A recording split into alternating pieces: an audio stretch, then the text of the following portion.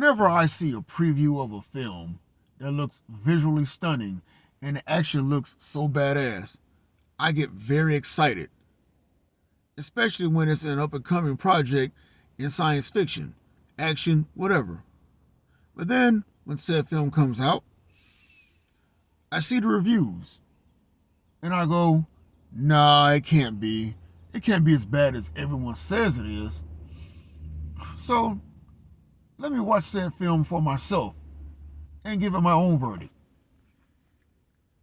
And that's why I come with Rebel Moon Part 2, The Scar Giver, which is the follow up to Rebel Moon Part 1, A Child of Fire, which came out in November 2023. And I have to say, holy crap. For one, Zack Snyder would have been better off making this movie along with the other film. In other words, he would have been better off doing it the same way he did his Snyder cut of the Justice League by combining both films into one and making them like 3.5, 4 hours long. Just saying, because this film, it dragged. I'm not going to lie to you. It did drag for the first hour. Of course, it picks up after the events of the first film for those that have seen it. If not, it's on Netflix. I'm not going to go into detail about it because I did a video short on it.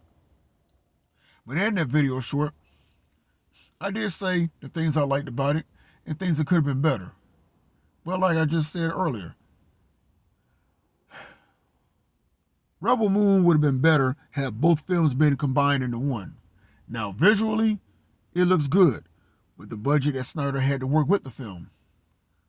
But storyline and execution made no damn sense at all.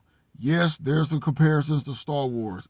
Yes, there's the comparisons to Dune. Yes, there's the comparisons to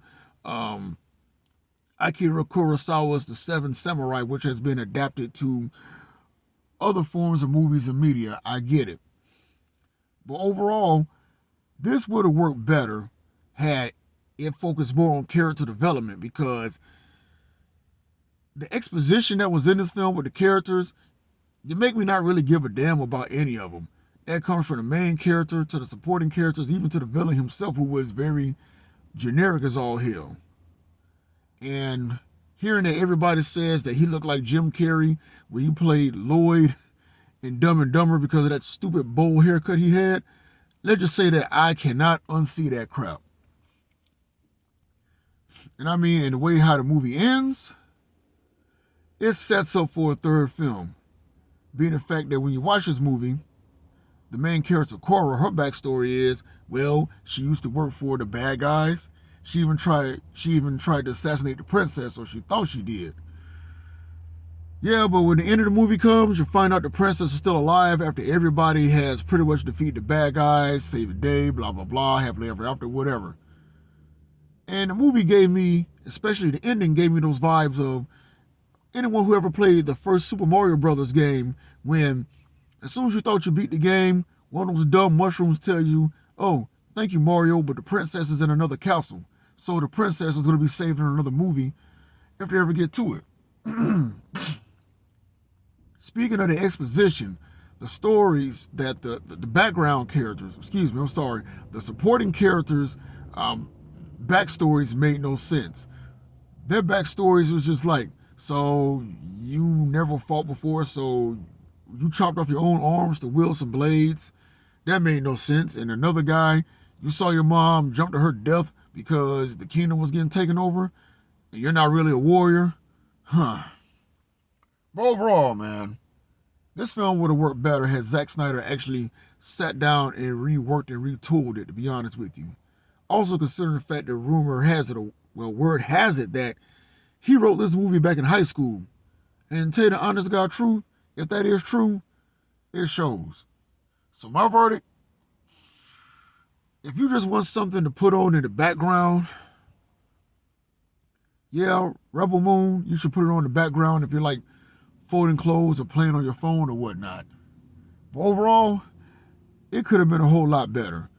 And if or whenever Zack Snyder does a third film, hopefully he learns from this one and, let's just say, makes the third film even better. Oh, and before I forget, the bad guys What was their major MO? Oh, they just go to these people's planet just to harvest their grain. That's right. All this technology they have to bring somebody back from the dead and all these sophisticated weapons to make robots, and they can't grow their own crop. But yeah, hopefully Zack Snyder does a lot better with the follow-up or whatever future projects he does. I give him credit. Again, visually, it looks good. But the execution definitely needed help. Just my thoughts, just my opinion, just saying.